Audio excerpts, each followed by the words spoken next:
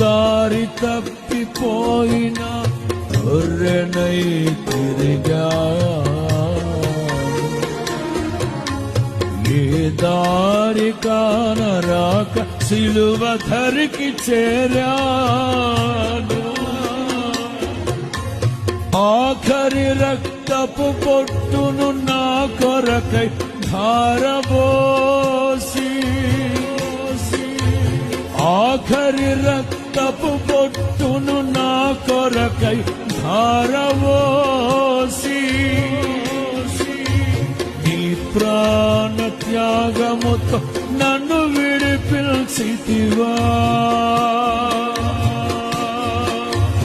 ఆఖరి రక్తపు పొట్టును నా కొరకై ధారవోసి, నీ ప్రాణ త్యాగ